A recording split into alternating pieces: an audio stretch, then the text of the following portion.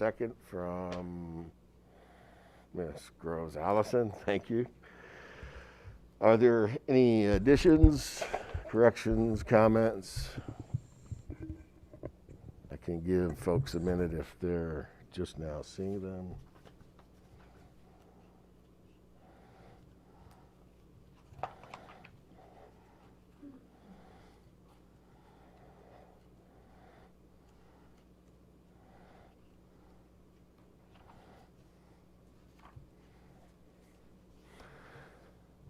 Does anybody need any more time? All right. All those in favor of the minutes as submitted, please say aye. Opposed, same sign. That would be unanimous. Jan. Mr. Sorrell? Mr. Chairman, happy to, so you can spend the majority of your time on the resolutions and discussion items today. Happy to just answer any questions of any of the informational items the committee might have. Members? Mr. Ricker?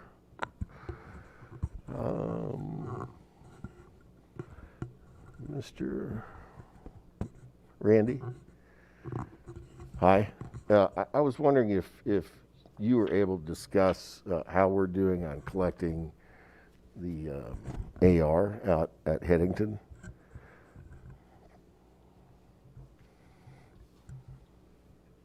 I know that we, is this on? Okay. We are setting up a meeting just to discuss that very topic next week. So I really haven't looked at it because I've been knee deep in, well, neck deep in budget. So happy to look at it and get your report if you need it. Please, could I ask you to include the chairman of budget, the chairperson of health, and anyone else that doesn't go over 3 that might want to attend, Okay. and I can just talk to Scott about it. It's a subject a couple of members have asked me about. Since I didn't have the answer, I thought I'd ask. Will do. Thank you. Okay, we have a couple items here to discuss today. One is a joint resolution. Got to get a motion to put the One Technology Plaza intergovernmental agreement on the floor, please. Thank you, Mr. Salzer. And a second. Miss Pastusha. You know, it was not long ago I couldn't pronounce that name. Thank you, Kate. Mr. Sorrell. Thank you, Mr. Chairman. This is a joint resolution with your Infrastructure Committee, which it did pass unanimously out of Mr. Salzer's committee yesterday. It is a joint resolution because, for those of you that are not aware, we own roughly 7,500 square feet at One Technology Plaza. We were an original investor in the construction of that building, and we have owned that square footage since the inception of the building. The current tenant and the subject of this intergovernmental agreement is the state of Illinois. And instead of just doing a traditional lease agreement, the state of Illinois does these things via intergovernmental agreement. And per your rules, intergovernmental agreements come to this committee, but we also brought it to Mr. Salzer's committee because it really is an infrastructure and facilities related item. Mr. Little is here to give the committee a little bit of detail on the terms and conditions of the intergovernmental agreement / lease itself.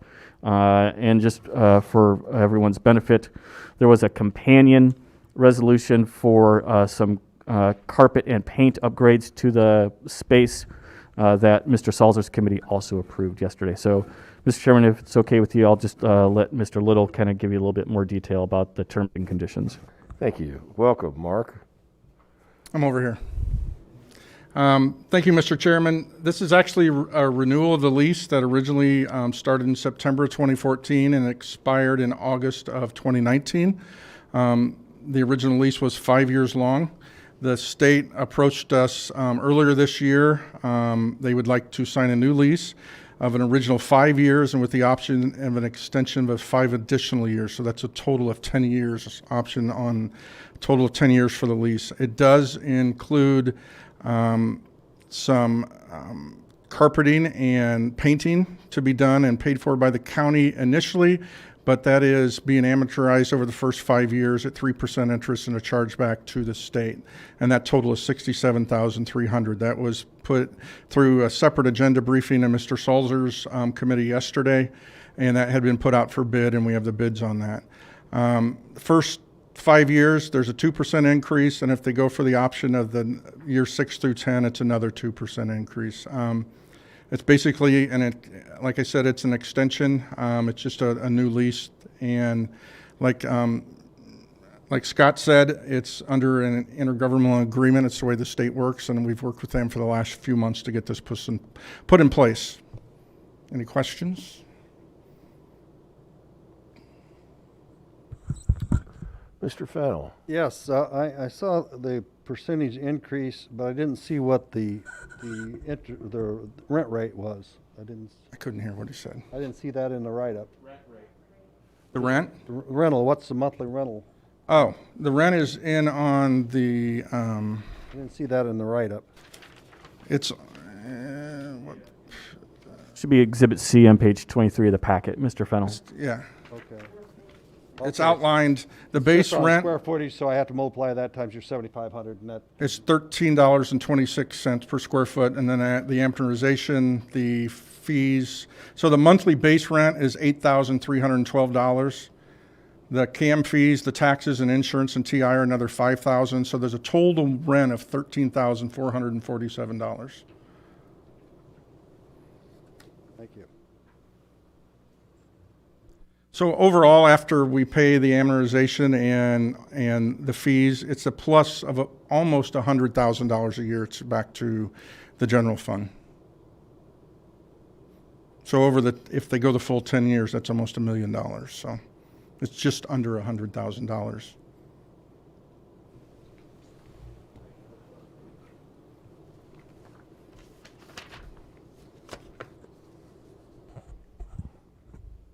Other questions? Mr. Ricker. Just for my clarification, could you define what triple net fees are? You got this in the front page. I just not familiar with that terminology. It's taxes, insurance, and other CAM fees for common area maintenance, such as snow removal, window washing. So it's the all-in cost is triple net, TI and CAM fees. T&I being taxes and insurance.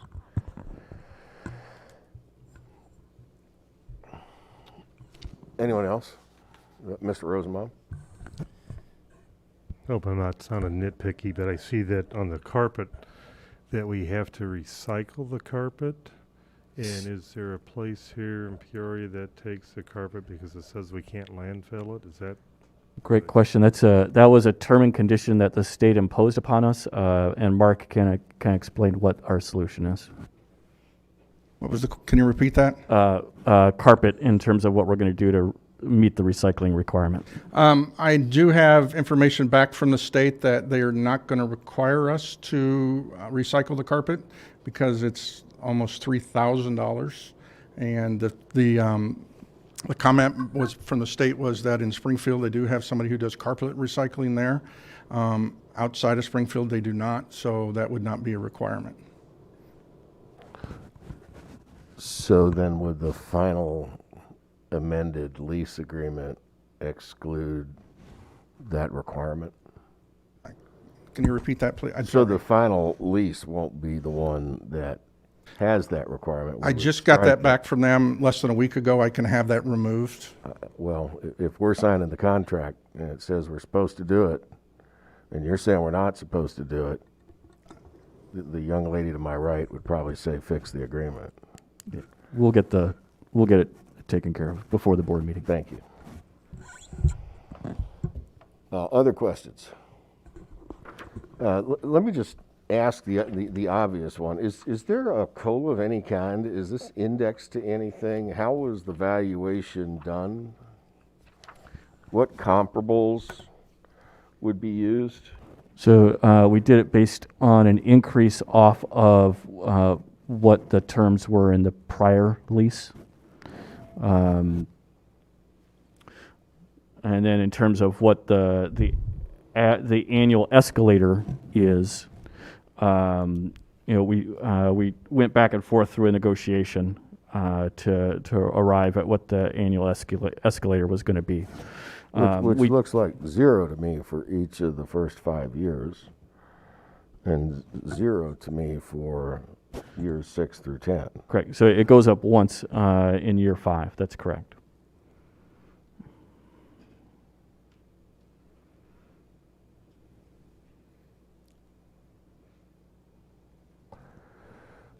So Exhibit C then would be an estimate here of what the taxes, insurance, and CAM fees are, right? Correct, because those will change from year to year. And this lease is only estimating the tenant's obligation here, then. It's not locking it in at these numbers for things that I would characterize as non-controllables. Correct, and the lease is set up so that once those are billed to us, then they're turned around and billed to the tenant. So whatever they might be. Hence the triple net. Correct. Okay, and which paragraph govern the triple net?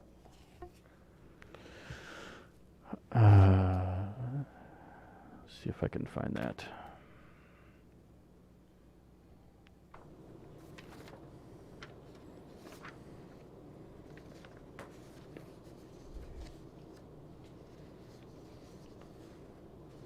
Mark, you know off the top of your head where the triple net is within the agreement. I'm reading through it, but I don't have it memorized.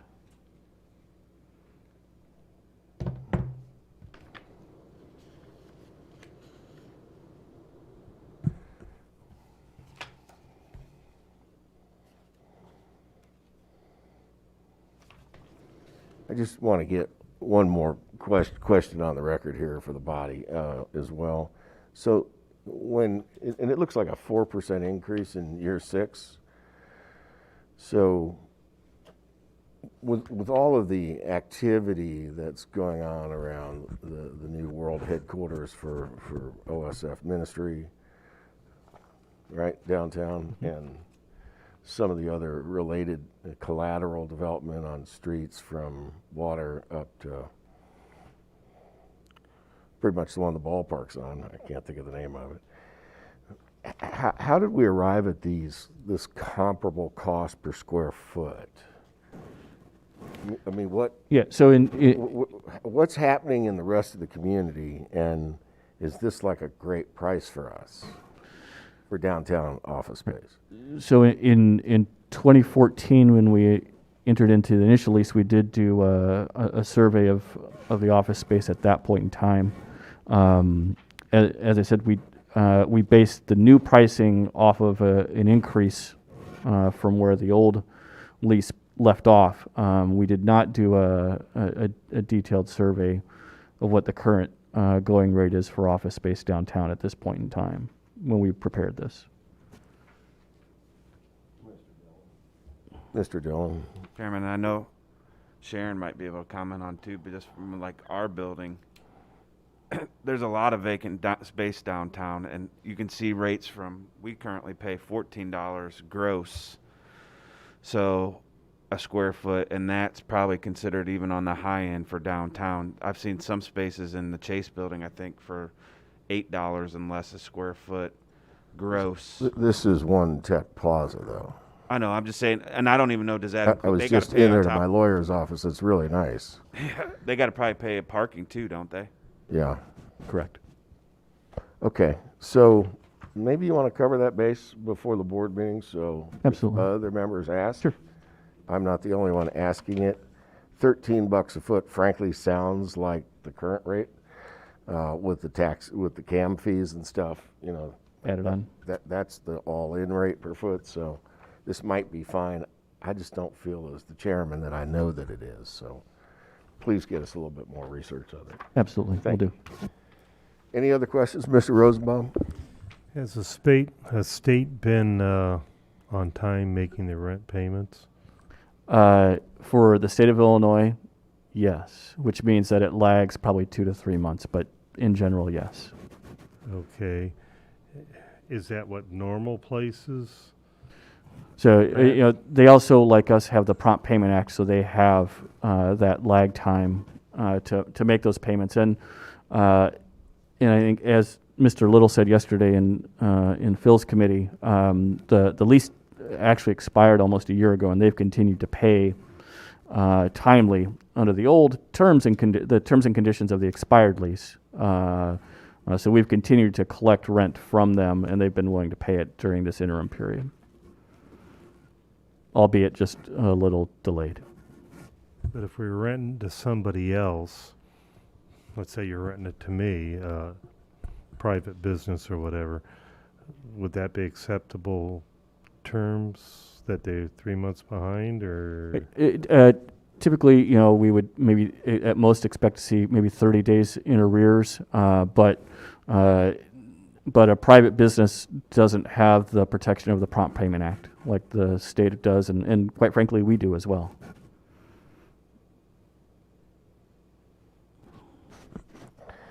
Nice elbow, Paul. Anyone else? All right. All those in favor, please say aye. Any opposed? Thank you, everyone. Thank you, Paul, for bringing that up. They've been behind 16 months where I work, so 3 sounds pretty good. Next item is the resolution regarding the the creation of an intergovernmental agreement to create a Commission on Racial Justice and Equity. I get a motion to put the item on the floor, please. Thank you, Sharon. And the second, thank you, Mr. Dillon. Oh, I'm sorry. Thank you, Ms. Pastucia. Appreciate it. Mr. Sorrell. Thank you, Mr. Chairman. So this is a follow-up to the Committee of the Whole that the board had in September related to this topic in our community. Just to refresh everyone's memory, the charter, which is attached in the packet, has a couple of components that I'll quickly walk through. The first would be the goals of the Joint Commission, and those are: 1, to establish racially inclusive leadership; 2, promote focused discussions on racial equity; 3, create a racial justice and equity strategic plan; 4, the formation of focused work groups that advance pro-equity policies, procedures, and systems in various areas where racial inequities exist. Those include, but are not limited to, the justice system, housing, economic development and jobs, child and youth development, health and human services, information technology, mobility and transportation, and the environment and climate. 5, delivery of an annual and periodic progress reports. The mission of the commission will be to accelerate efforts to institutionalize racial justice and equity within the county and city governments, and to advance its adoption throughout the region. Its vision is to end racism in the city and county governments and to achieve racial equity and justice across our community.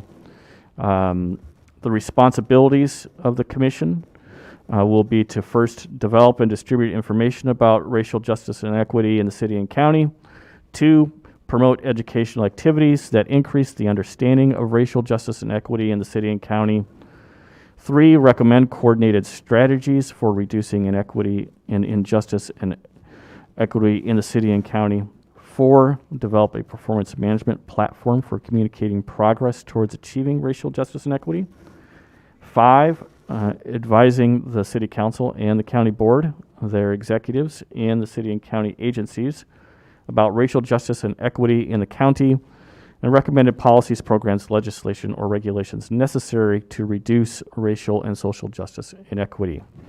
6, subject matter experts, to engage and select subject matter experts to obtain the best possible data and obtain the best possible evaluations for racial justice and equity impact. 7, citizen engagement.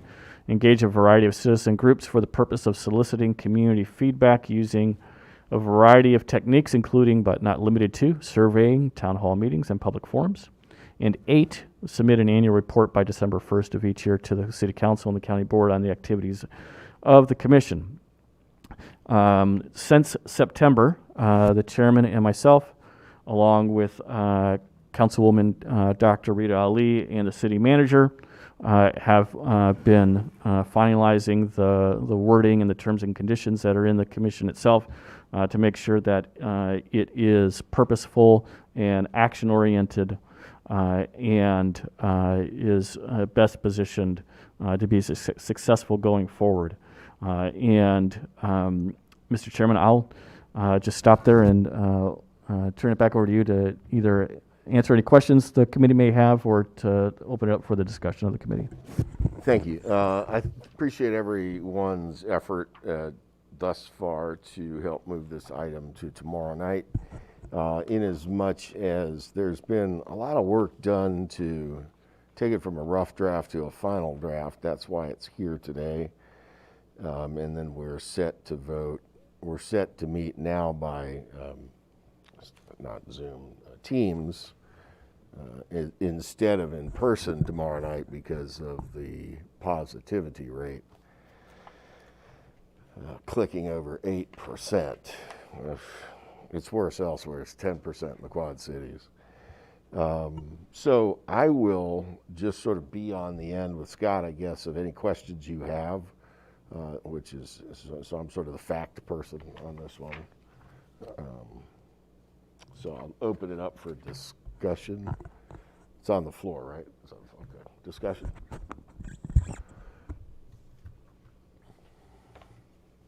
Chairman, Mr. Rosenbaum. how are we going to grade ourselves or come up with knowing that we're doing something? I mean, is there a, I glanced through it, probably not thoroughly enough, but to know that we're making a difference, not just having another meeting for people to go to. I mean, how are we going to see our success rate on this? Thank you. And because that's the question I asked after it was here the last time. If you'll look at item 8 on page 3 of the document, 39 of your printed packet today, submitted annual report each year in December to both bodies on the activities which would include accomplishments of the committee. And this shall include a work plan for the upcoming year. I also believe that all good ideas should have an endpoint.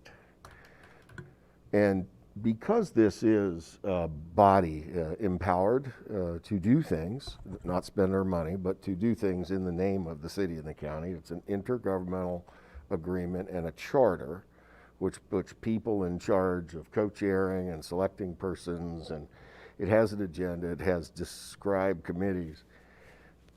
I didn't want that to run on in perpetuity without some sort of blocking and tackling. And Scott will tell you that it took a little finesse to just say no.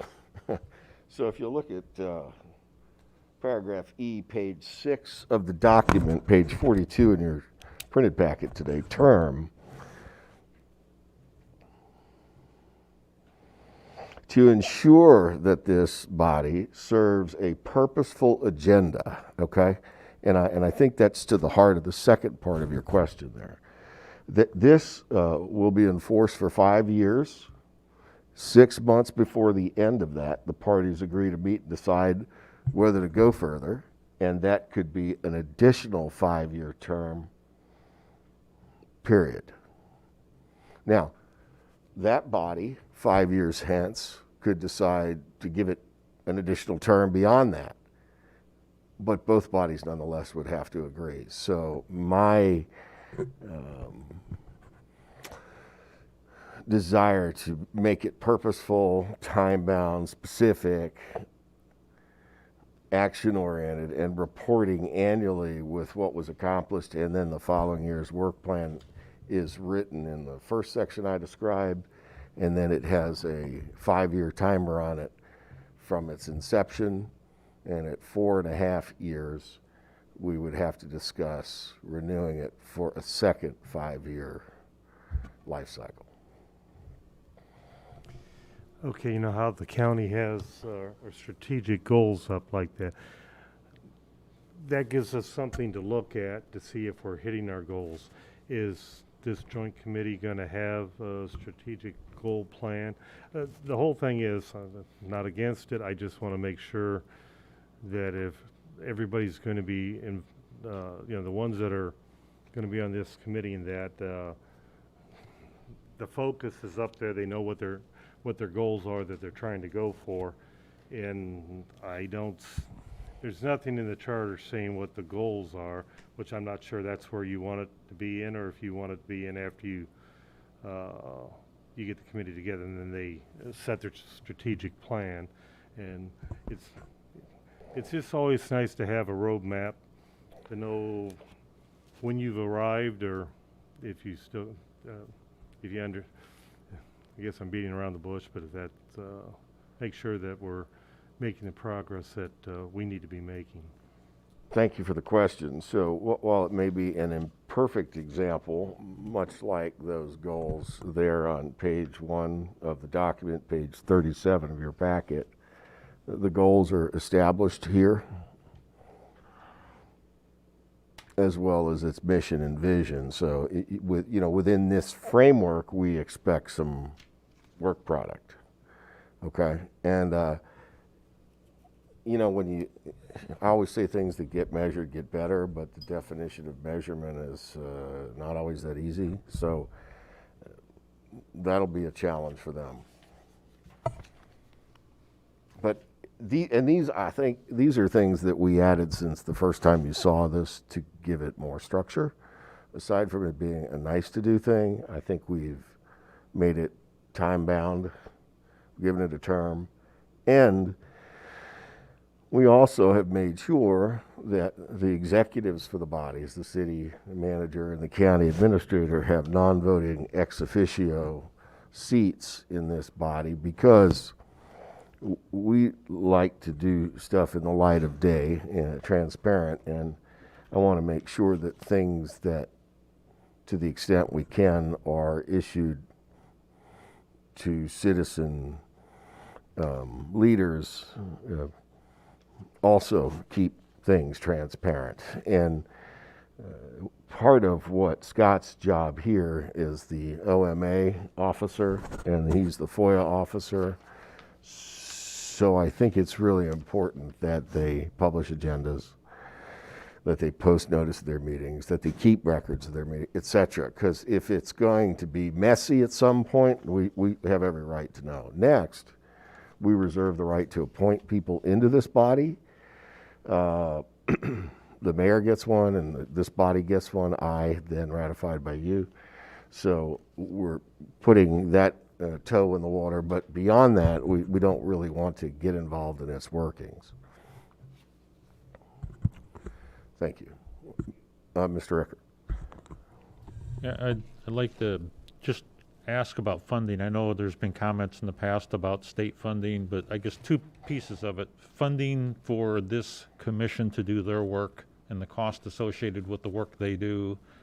And then on page 3 or page 39, city and county responsibilities, there's 4 bullets there that each the city and the county are providing some level of support, if it's clerical, legal, administrative, or training.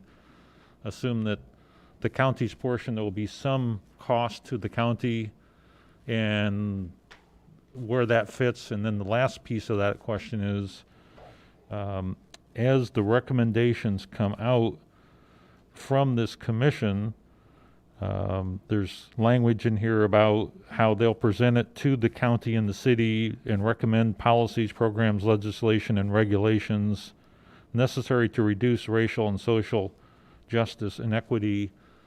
So as this body, this commission, comes up with recommendations, again, I can't foresee what the cost would be for those recommendations. So that, assume there will be, potentially some cost to implement, which would be a positive thing. But I'm more interested in the funding that's going to fund this commission, and then any burden on the county, our part, to support the commission. So if you could speak to that, that'd be great. Yeah. So just, Mr. Ricker, let's quickly look at the four sections that are in the city and county responsibilities of the charter. The first one being training. At this point in time, ICC has secured grant funding to provide the training, and that training, as it reads, is going to be directed to commission and its various committees, and where appropriate and applicable, city and county staff. So, based on the grant funding made available to ICC, I would not expect to incur any direct costs other than our staff's time to attend those trainings. Administrative support and legal support is the responsibility of the city. So obviously, that's items 2 and 4 under letter B. So obviously, there would be no cost, direct cost or indirect cost incurred there. Clerical support is ours, and that's going to be staff time. That being said, we're not asking to add any clerical support staff. We'll absorb that within our current workload and our current employment base. We don't expect it to be too substantial at this point in time. And then as the commission itself meets and or its committees meet, there's obviously the indirect cost of sending staff to the applicable or appropriate meetings when they get scheduled. But again, that's an indirect cost. Some things that I would say that are not specific here are, and we've talked about this previously, is joining the city and other units of local government in the area of becoming members of the Government Alliance for Racial Equity. The acronym is GARE. I think, as I've talked previously, the annual dues membership for that is $1,000. So very minimal. And then we've got the ability to a la carte supplemental training if what ICC provides is inadequate for our needs. We would then budget for and pay for any additional training that GARE offers. At this point in time, those are the primary costs that we would see going forward. Obviously, as recommendations come forward, if those require county expense, that'll be a policy decision for the board once those arise. Is that sufficiently vague? Yeah, I think that addresses the county piece, and just for transparency, I think there was a potential funding from the state of Illinois to fund the commission. Could you articulate that and make sure that, we got that approved for this commission, or is that still pending? Yeah, that money's done. That's the city received an award of $250 and through Senator Kaler's office, and the ICC. I always want to say community colleges. Illinois Central College is receiving the same amount for the purpose of funding the operating expenses of the administrative piece of this. Okay, thank you. It's received in bank, I can't confirm. I just know that. Awarded would be, they're definitely awarded. Whether or not they've got the money yet, not sure. Yes, I don't think it requires an appropriation because it was the stuff they were all doing back budget time. So it's not. I'll make sure that they let us know when they receive it. I actually like your question. Yeah, I just want to make sure that we have the funding to do this. I'm in support of the commission. I just want to put it in the right order so we don't put a commission in place and then come back and claw back to find funding after the fact. Indeed. Thank you. Madam Groves Allison. The funding has been confirmed, but it has not been received to the best of my knowledge. Thank you. Was I seeing somebody in the front row here? Where did I see a hand? It's your hand I keep seeing back there. Thank you. Thank you. Okay, any other questions? All right. Items on the floor. If there are no other member comments, all those in favor of the resolution as submitted, please say aye. Any opposed? Same sign. Thank you. That would be unanimous.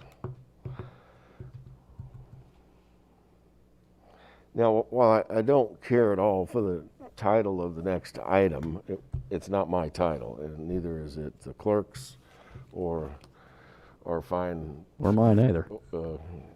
writers. The Urban Decay and Tax Abatement Program is the brainchild of City Council member John Kelly. Member Kelly discussed this concept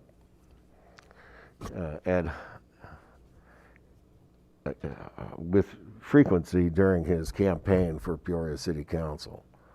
It's a concept that was available in the 70s to units of government to help investors in distressed areas of communities receive a rate freeze, if you will, on the value of the improved asset. But it's not like a TIF, okay? It doesn't work that way. So after much effort on his part, the city council, did they formally approve it yet, Scott? They have not yet, but it's Yeah, in the one it's in the more. queue for them. Okay. I think it's had a first reading, Mr. Chairman. But it did come out of that with favorable votes. So the county must consent to this as well because it governs property that we tax. All right, is that a fair way to say it? Thank you, Councilor. And let me now allow Scott to present it. So John, when he was articulating this way back, my eyes got crossed. I honest to God didn't understand it. And then finally I listened to him and I understand it. So he has made it his life's work for his first couple of years at City Hall trying to get this accomplished. He's spoken to me often about it over the years. I didn't want to invite him today because this is just a discussion, but he's perfectly willing to come discuss it with you, and he's perfectly willing to call you on the phone and take you to lunch and discuss it with you too. And I see some smiles, so I will not say who's smiling. Mr. Sorrell. Thank you, Mr. Chairman. So as the agenda briefing states, the urban decay tax abatement program is something that's afforded only to municipal governments and has been on the books for many, many decades. What it allows a municipal government to do is to, similar in concept to a TIF district, but different in terms of its structure, but the concepts are similar. The city council can adopt an ordinance that orders the clerk to abate for a maximum of 10 years a set percentage of the real estate taxes levied by the municipality and all other taxing districts for each parcel that's located in a designated area that meets the urban decay standards in the statute. Again, is only applied to new construction that is either single family or two family residential construction. Those are the only two types of new construction that is eligible, and the tax abatement is only eligible on those new construction projects within those designated areas. What the city is looking to do, and if you look in your packets on page 45 and 46, you see a couple of maps that show the proposed areas.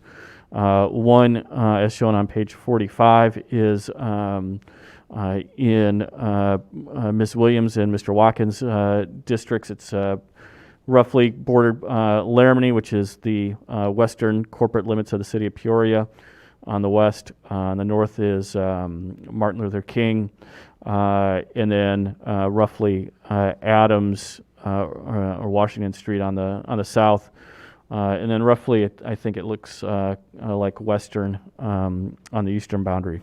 And then on page 46, it's essentially the North Valley from War Memorial down to a portion just north of the downtown, Wayne Street might be the Wayne Street is not. It goes a couple blocks south of Wayne Street. So that then would pick up Ms. Duncan's district and maybe even a little bit of Ms. Pastucha's district as well.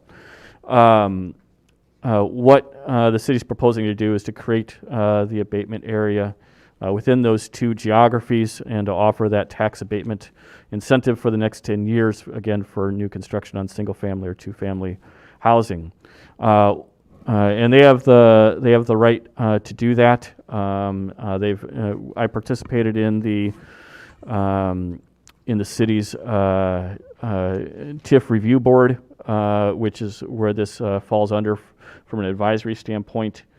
Last week, and all the taxing bodies we had a discussion, and there was no objections from any of the other taxing bodies. One thing that makes this a little, Mr. Kelly's proposal a little unique beyond what the statute allows is he's also looking for an amendment to the statute that was introduced by Representative Spain in the spring, but has since was referred to rules at the end of the session, but has since been reintroduced this fall. And what that amendment to the statute would do is expand the benefits of the tax abatement program to any existing single-family dwelling that is rehabilitated. Mr. Kelly's proposal is to take it beyond the new construction of single and two-family dwellings, but also then to include rehabilitated single-family dwellings as well. But that, as Mr. Kelly says, has successfully passed the Senate chamber in the past, but has been held up in the House. The second paragraph in the agenda briefing is really maybe for the discussion for today, Mr. Chairman, and that is an additional benefit that Councilman Kelly would like to propose for those two geographies that are shown in the maps. And that is, as new construction occurs, those land values and the tax base is obviously going to increase. That also means that the property owners are going to see an increase in their state income tax liability as the homeowner. Councilman Kelly is proposing that the city and the county take their share of increased revenue and apply it to a fund that would be administered by a third-party financial institution, and there would be probably a competitive selection for who that might be. And then those dollars in the fund could then be distributed back to the homeowners of the newly constructed dwellings on a proportional basis that would essentially make them whole for that increased state income tax liability that they've incurred for having newly constructed property.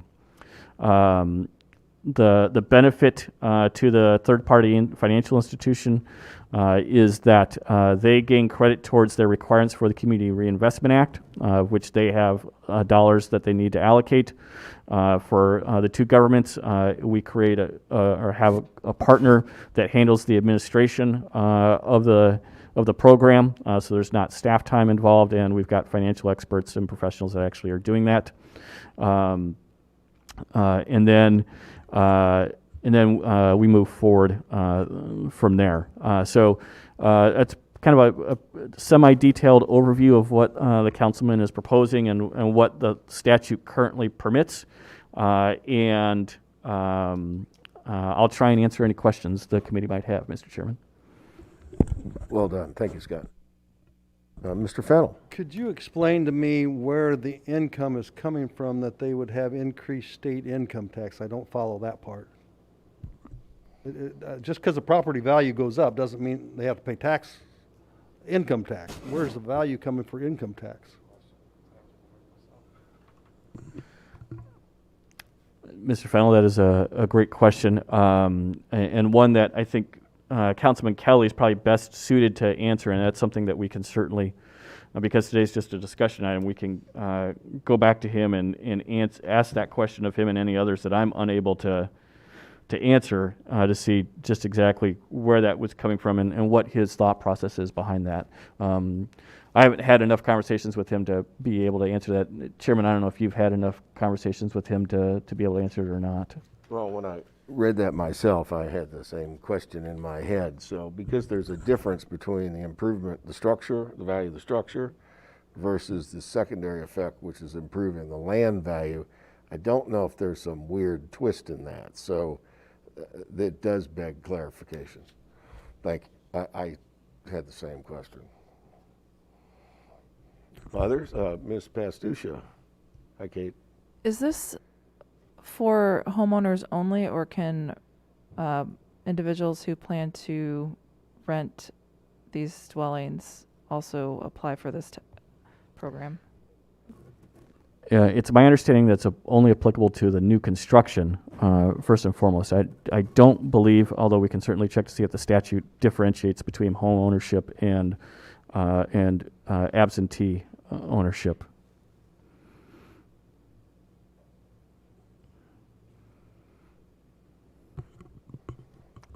Kate, would you ask that question again? Because I want to make sure I understood the question, please. I wanted to know if this is available to rent to landlords or people who are intending to, build these to rent versus somebody who's planning to build to occupy. Or even rehabilitate an existing structure. Say that one more time. Or even rehabilitate an existing structure, which is not currently Right, permitted, but right. they're Yes. seeking the state for the to help. current and then also, are there other municipalities that are currently utilizing this program, and what are some of their successes or outcomes?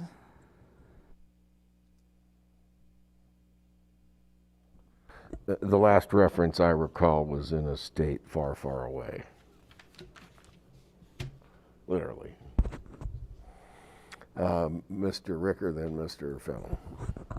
I guess I'm probably like most people reading it the first time. In the first paragraph, there's a statement about 2/3 of the way down. It says, an abatement schedule allows for 100% of the property taxes to be abated for the first 6 years of the period. That makes it sound like all of the taxes, not the increase for the improvements like a TIF would be.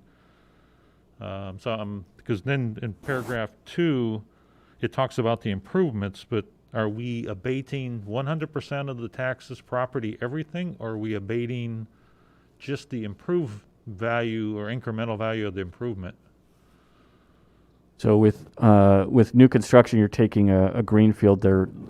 You would have tax base on the land itself, but you would have zero value on any improvements. And so it is on what Mr. Kelly wrote up and shared with us, and just a read of the statute or that section of the municipal code. It's 100% of those property taxes for the first 6 years, and then it steps down. So it would be not on the improvements, but on the entire tax bill itself. Okay. So they pay no taxes, even if you do.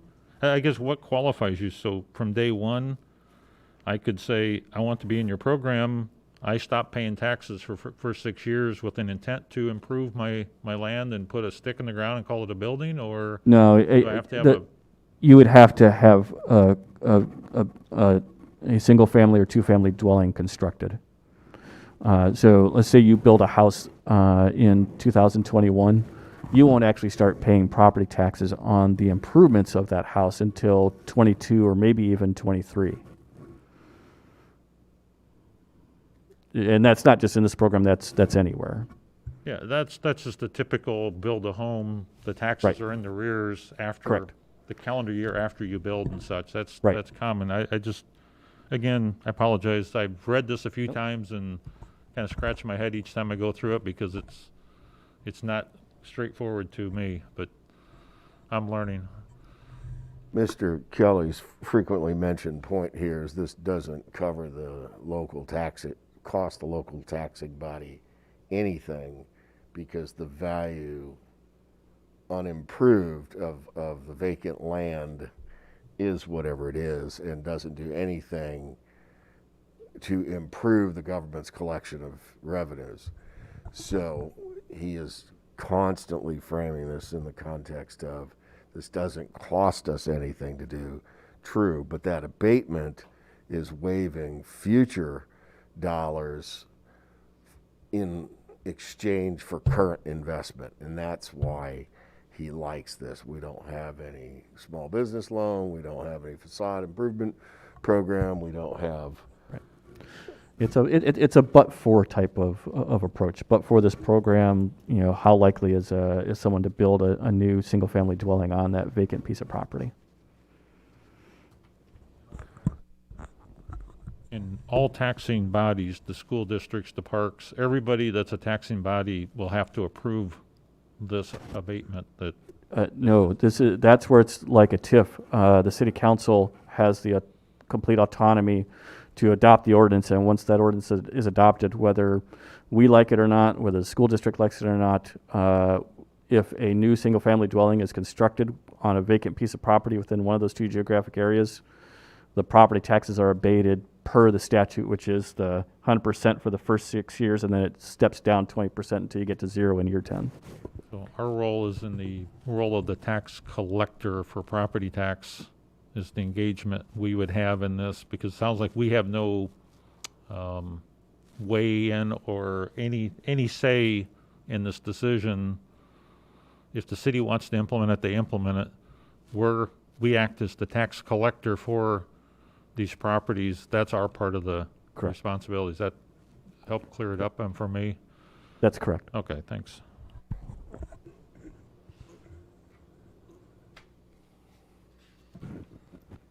Mr. Dillon, oh, I'm sorry, Mr. Fennell, then Mr. Dillon. Well, I think my understanding is that all the taxing bodies are abating this, but the homeowner that makes the improvements is going to pay the increase in property taxes, but then it's going to come full circle back around to him and make him whole by paying him, and that's where the money for the state income tax would be the issue.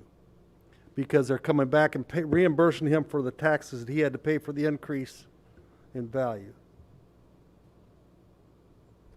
Say that again, Jim. All the property values are going to have an increased value, and they'll have property taxes accordingly. He will still be responsible to pay that. The districts won't get it, but this will go into the fund that will reimburse him for his expenses on property taxes. That's what it said there in that one part. It was going to reimburse him for his cost. So that's where he'd be subject to. It'd be the added benefit that you're receiving, so you have to claim that as an income. That's value. Yeah, that's value created, which smells It's like just why kind of making a circle of it things. creates an income tax. Instead of going into a TIF district that's going into this fund to refund them their taxes. It's the part that was increased. That's what I see it. Nice read. We'll get some clarity on all of this. I got 6 questions now. Mr. Dillon? Oh, Mr. Fennell said that would be a benefit, so that would be the income. Is the way, I'm not a tax lawyer, but that's the way I would think about it. I had the same question that was popping in my head, and that's how I reasoned it. Anyone else? Because it's clear as mud. Let me go to Ms. Williams and then Ms. Pastucha.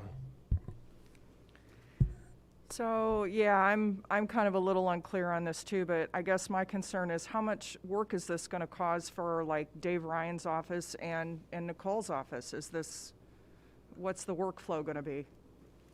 So I think from a process standpoint, it would be very similar to how we would treat any other TIF district. First, the county clerk's office is going to designate the parcels as such. And again, the benefits only kick in if there's new construction. And then as we go through the tax extension and tax collection process, the treasurer would likely collect those taxes, and they would be then instead of being distributed out, they'd be deposited into that separate fund. While it may be managed by a third-party financial institution, it would be most likely a city fund, the same way the city has or any other municipality has separate TIF funds today. And then from the supervisor assessments perspective or process, they will have to value the property through the normal assessment process, but obviously the taxes are being abated for the 10-year period. So, nothing more than anything Dave would do different from someone building a house on a piece of land in unincorporated Peoria County.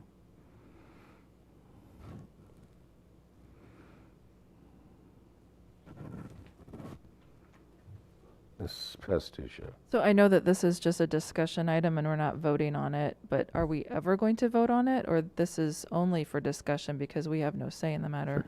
So the top half of the agenda briefing really is informational and is we do not have a say. What could potentially come back in the future for a policy decision and a vote of the committee and the board is working through how we would do this this third-party financial institution partnership that the councilman has described, and I've tried my best to kind of write up based on the meetings that Mr. Rand and I have had with him.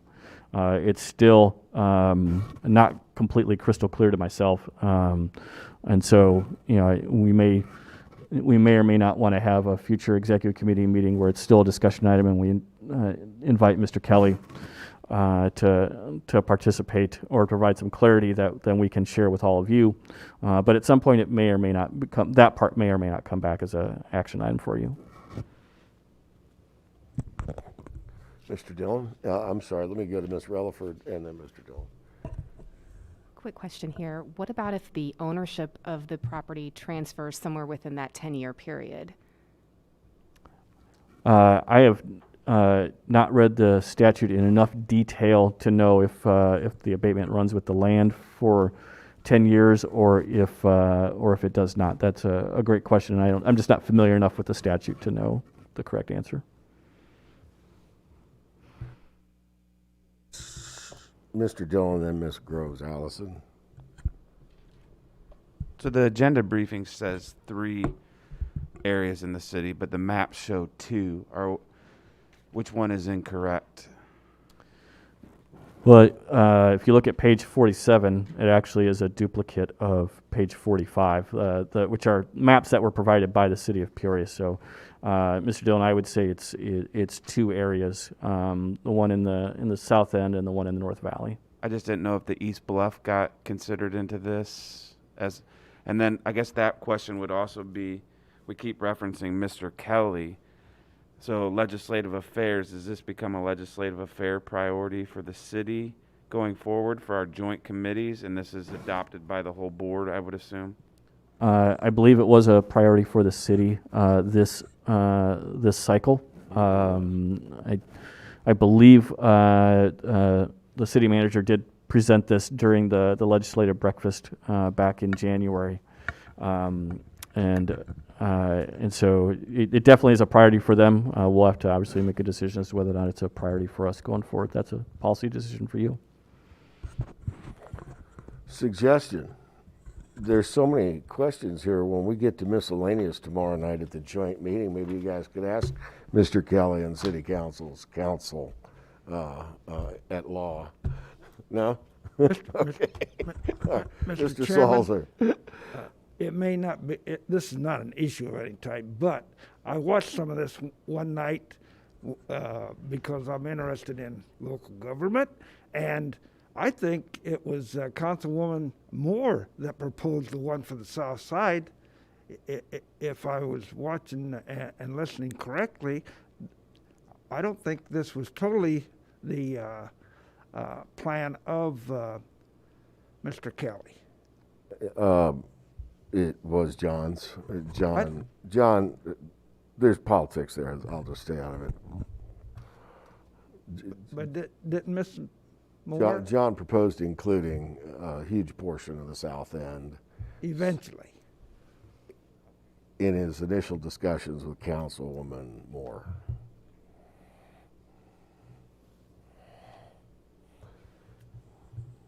All right, so thank you, everyone. I feel like I should have brought a bigger book. Can we take a 5-minute break? What do